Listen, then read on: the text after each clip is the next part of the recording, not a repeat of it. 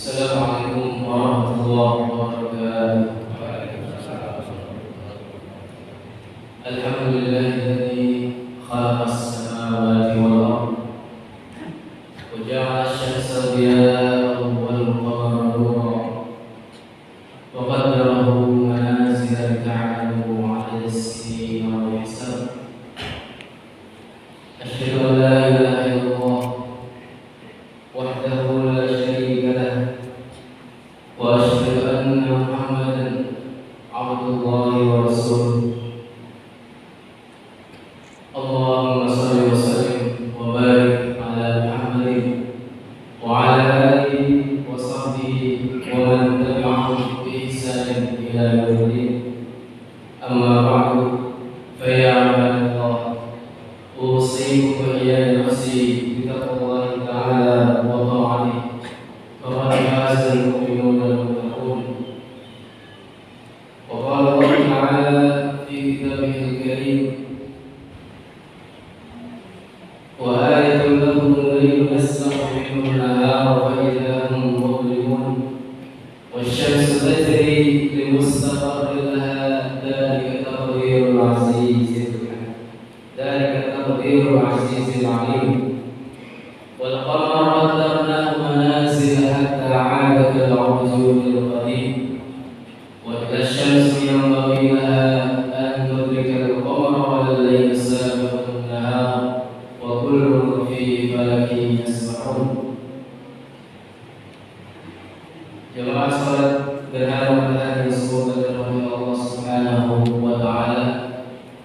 Alhamdulillah, pada siang hari ini kita kembali mendapatkan kenikmatan yang tidak bisa kita hitung jumlahnya. Salah satunya adalah kenikmatan untuk dapat melaksanakan sholat sunnah gerhana matahari di masjid yang berkah ini, insyaallah. Maka marilah kita jadikan pertemuan kita ini di waktu terjadinya gerhana matahari ini untuk menambahkan dan menumbuhkan iman dan takwa kita kepada Allah Subhanahu wa ta'ala, karena kita menyadari bahwasanya iman dan takwa adalah sebaik-baik bekal yang sudah seharusnya kita persiapkan untuk menuju kampung akhirat. Wa tazawwadu fa inna khairaz zadi taqwa wattaquni ya ulil albab.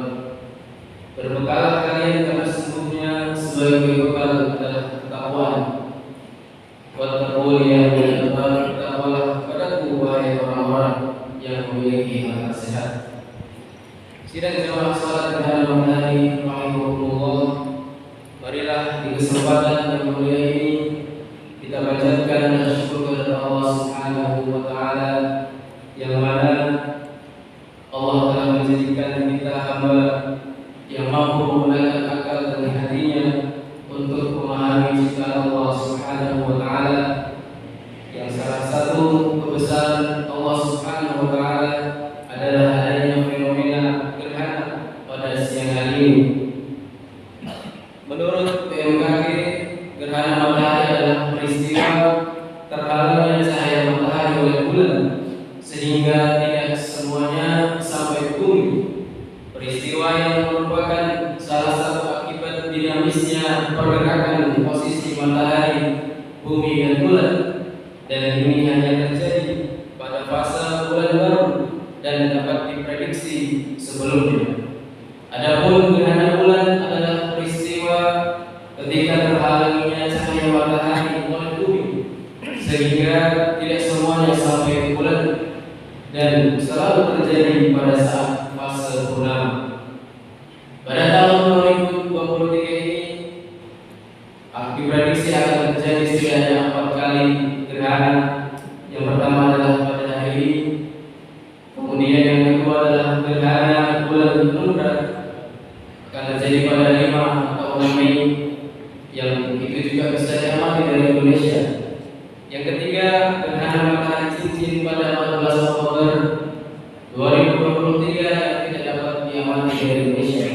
Dan yang terakhir, gerhana bulan sebagian pada tanggal 29 Oktober 2023 dan itu bisa dilihat dari Indonesia. Ma'asyiral qaimin wa shaimin rahimakumullah. Gerhana matahari hibrid seperti yang terjadi sekarang ini adalah terjadi ketika matahari, bulan dan bumi tepat segaris, sehingga di suatu tempat tertentu terjadi peristiwa piringan bulan yang teramati dari bumi lebih kecil daripada piringan matahari, dan tempat tertentu lainnya terjadi peristiwa piringan bulan yang teramati dari bumi sama dengan piringan matahari. Akibatnya, saat puncak gerhana di suatu tempat tertentu, matahari akan tampak seperti cincin, yaitu gelap di bagian tengahnya dan terang di bagian pinggirnya. Sedangkan di tempat tertentu lainnya, matahari seakan-akan tertutupi bulan. Sehingga gerhana matahari hibrid ini terdiri dari 2 tipe gerhana: gerhana matahari cincin dan gerhana matahari total. Terdapat 3 macam bayangan bulan yang terbentuk saat gerhana matahari hibrid, yaitu al-mumbra, penumbra, dan mumbra. Di wilayah yang terkena penumbra, gerhana atau al-mumbra, gerhana yang teramati berupa gerhana matahari cincin. Sementara di wilayah yang terkena penumbra, gerhana yang teramati berupa gerhana matahari sebagian. Kemudian di daerah tertentu lainnya yang terlewati umbra, gerhana yang teramati berupa gerhana matahari total. Gerhana pada hari ini bukanlah sekedar objek untuk disaksikan, dipotret, dan kemudian diabadikan dalam gambar atau dijadikan objek wisata alamiah dan ilmiah, tetapi juga harus dimaknai secara holistik integratif dalam kerangka peneguhan iman dan pengembangan iman serta pemantapan amal saleh. Peristiwa gerhana perlu dijadikan momentum bagi umat Islam untuk mengaktualisasikan kesolehan secara holistik integratif, yaitu kesalehan intelektual, kesalehan mental spiritual, kesalehan sosial, kesalehan manajerial, kesalehan kultural, dan kesalehan edukasional. Dalam respon gerhana ini, Islam telah memberikan ajaran yang jelas dan multidimensi, yaitu spiritualisasi, saintifikasi, sekaligus demitologisasi.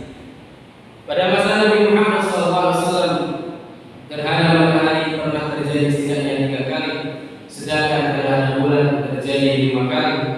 Dalam konteks ini, Nabi Muhammad SAW mensyariatkan pelaksanaan sholat gerhana sebagai bentuk spiritualisasi.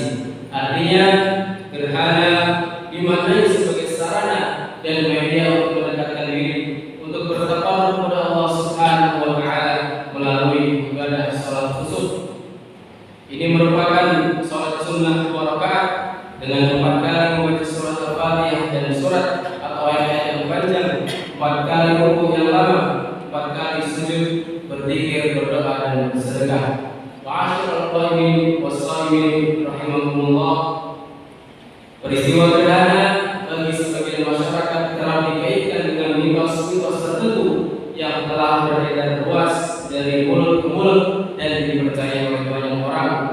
Misalnya saja, sebagian masyarakat Cina mempercayai gerhana itu terjadi karena seekor naga langit membanjiri sungai dengan darah, kemudian menelannya. Sebagian masyarakat Jepang percaya bahwa gerhana itu terjadi karena ada racun yang disebarluaskan di muka bumi.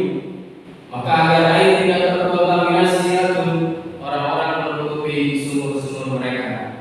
Sedangkan di sebagian masyarakat Indonesia, khususnya Jawa, ada yang beranggapan gerhana matahari atau bulan terjadi karena adanya batara kala atau raksasa jahat memangsa matahari atau bulan. Mereka kemudian memukul membangun keuangan secara beramai-ramai saat terjadi gerhana untuk menakut-nakuti dan mengusir raksasa jahat tersebut. Mitos yang berkembang di kalangan masyarakat Arab saat itu, khususnya suku Quraisy, adalah peristiwa gerhana bulan dikaitkan dengan adanya kematian atau kelahiran seseorang. Dengan kata lain, peristiwa gerhana syarat dengan mitologi yang ini bertentangan dengan akidah Islam dan kontraproduktif. Mitos-mitos tersebut jelas tidak berdasar dan tidak dapat dibuktikan secara ilmiah. Karena itu, ketika menyampaikan khutbah setelah selesai sholat gerhana, Nabi Muhammad SAW menegaskan, Inna syamsa wal qamara ayatan min ayatillah. Sesungguhnya matahari dan bulan adalah dua tanda di antara tanda-tanda keagungan Allah Subhanahu wa taala. La yakhsifani al-maut li ahadin wa la li hayatihi. Tidaklah terjadi gerhana karena kematian seseorang atau kehidupannya. Fa idza ra'aytumuha fadhkurullah, maka apabila kamu melihat gerhana matahari itu, berdoalah kepada Allah Subhanahu wa taala, wa sallu, dan dirikanlah salat ya syifa bikum, agar Allah segera meninggalkan peristiwa gerhana tersebut. Wa tasaddaqu, dan bersedekahlah. Hadis riwayat Al-Bukhari dan Muslim. Penegasan Nabi Muhammad SAW dalam hadis tersebut merupakan respon sekaligus pesan demitologisasi, yaitu negasi mitologi yang tidak jelas asal usul dan sumbernya yang menghantui kepercayaan masyarakat. Demitologisasi dimaksudkan agar masyarakat muslim melihat fenomena gerhana secara saintifik atau dengan pendekatan ilmiah. Demitologisasi tersebut bertujuan membebaskan masyarakat dari pemikiran mistis atau kafir usturi, pemikiran yang terbelenggu mitos-mitos tidak rasional dan ahistoris, menuju pemikiran ilmiah, akademik dan saintifik. Demitologisasi terhadap peristiwa gerhana sangat penting dilakukan agar umat beragama memiliki pemikiran kritis, ilmiah dan modern, sehingga tidak terjebak dalam paradigma negatif yang penuh dengan unsur takhayul, khurafat, dan ingin menjadi musuh kemajuan sains dan teknologi. Di metodologi yang dilaksanakan oleh Nabi SAW tersebut mengharuskan umat Islam melakukan saintifikasi terhadap fenomena alam dengan melakukan observasi gerhana, riset, pengembangan ilmu pengetahuan, khususnya astronomi. Maka gerakan saintifikasi dan literasi ini merupakan aspek paling vital dalam roh kemajuan sains dan teknologi. Saintifikasi dalam sistem pendidikan Islam menghendaki keterbukaan pemikiran dengan menjadikan alam semesta sebagai laboratorium besar untuk riset dan pengembangan ilmu pengetahuan. Karena gerhana sebagai salah satu ayat Allah Subhanahu wa taala yang Allah tunjukkan di alam raya ini tidak sekedar peristiwa alamiah, tapi juga peristiwa ilmiah yang menarik untuk dicermati dan diteliti secara saintifik. Ma'asyiral qaimin wassalimin rahimakumullah. Anjuran salat sunnah gerhana yang diteladankan oleh Nabi SAW juga mengandung pesan bahwa keagungan dan kekuasaan Allah Subhanahu wa taala berupa gerhana matahari mengharuskan umat memiliki paradigma holistik integratif dalam memaknai ayat semesta. Paradigma holistik integratif tersebut harus diwujudkan dengan pengilmuan astronomi berbasis riset di satu sisi, dan di sisi lain dengan spiritualisasi peristiwa alam dengan sholat gerhana, berbanyak zikir dan berdoa kepada Allah Subhanahu wa taala. Integrasi saintifikasi dan spiritualisasi dalam mempelajari, meneliti, memaknai ayat-ayat kauniyah dan ayat-ayat Qur'aniyah merupakan kunci utama kemajuan dan peradaban Islam. Optimalisasi fungsi akal budi dan hati nurani dalam menalar dan memaknai ayat-ayat semesta serta ayat-ayat kitabiyah tidak hanya